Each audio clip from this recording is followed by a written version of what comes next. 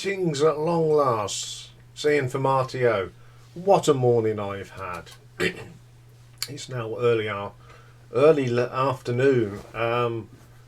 As this is being recorded rather late, the poll for this will not go up till 4 o'clock today. So today we've got the penultimate round of Battle Royale second round, tie 7, and it's between Pulsar, yes, close to the edge, and Zeb, Nektar, remember the future. Now, the first out of the hat was Close to the Edge, which of course is the 5th album from Yes, recorded in 1972, and it's the last that featured Bill Bruford. So let's have a look at this cover. It's the most plainest cover you can get, but it has got textures of green in it, and it's got the famous Yes logo. If we flip it on the back, it's a little bit more exciting. It's got pictures of the band, who the band are, who produced it, who've done the photographers, and the cover design. It's designed, of course, by Roger Dean. Don't need any introductions to Roger Dean.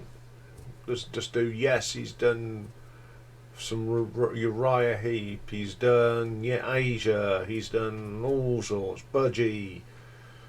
Absolutely loads. The covers that I've often featured exotic fantasy landscapes. Except this one, and his work has sold 150 million copies worldwide. Now, if you open it up, you get this, and this is wonderful. This is more like it. This should have been the cover of the album. Fantastic artwork. So, let's have a bit of story about this. Now, Close to the Edge was packaged with this wonderful gatefold sleeve in the middle, and let's put it back to the original now. He also designed the cover for Fragile, and it marked the first appearance of this bubble logo placed in the top of a simple front cover with a linear of colour from black to green. Dean actually came up with the logo without the band's knowledge before he had started on the Close to the Work art. He sketched it during a train journey from London to Brighton with the idea that the 3 letters could be put together in an interesting way. Upon arrival in Brighton, he had finished it, and Dean pitched the idea, having the letter silver blocked like in a traditional book, but never materialised. As Dean's logo has been described as a clarified colophon. Okay, so where did he get this idea for this cover? Well, he gained it for inspiration for the artwork during a visit to Haystacks. It's a tall hill in the Lake District. Now, here is a picture of it. And as he says, it's a very pretty place. And on its summit, and observing some grandeur and how it could sustain itself on the tippy top of a mountain.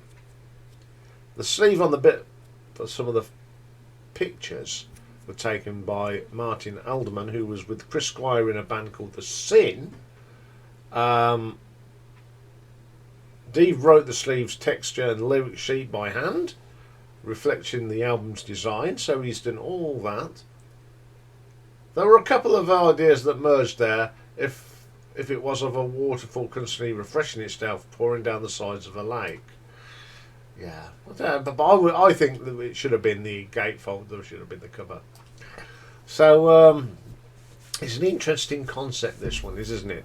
Other noted work. Now, we could spend a whole thing doing artwork, but I don't need to, because my good friend Niaomi did a whole thing on the Roger Dean artwork. I'll put the link in the bottom in the description so you can go and have a look at it. But what I've done, I've picked some out from all the decades. So from 1960s, I picked out the Gun album, which I think is pretty good. 1972, apart from doing Yes, he was doing Uriah Heep, and he designed this one, which was one of my favourites, The Magician's Birthday. From 1980, we went with Asia's Asia, which is a terrific cover. That's what drew me into it to buy it. 1990s, he did this wonderful cover for the An Ecstasy of Fumbling, the anthology by Budgie. Pretty good cover. And then Atomic Rooster brought out an album called Resurrection, and as you can see, it is a fantastic cover. Bright and colourful, typical Roger Dean.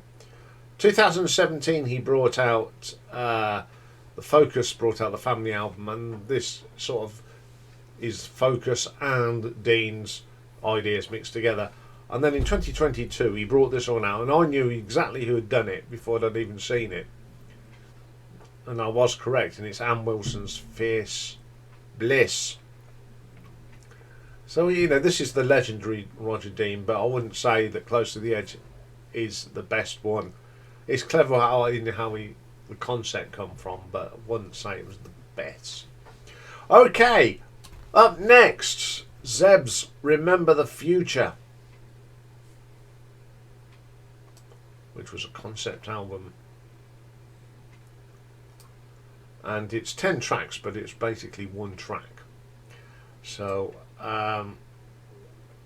let's have a look at this one. On a black background, I do like the font that's used on this. And then you get this sort of fantasy sort of picture. Really prog, it's a proper prog cover, isn't it? And then if you flip it over, very similar. I like the little banner with the name Nektar on it, and it's just another sort of more weird and wonderful shapes. It's got the details on the back, the track listings. Now, who designed this one? Now, this is by a German guy called Helmut Wensky, and he's known for his psychedelic themes, which fit perfectly with this cover.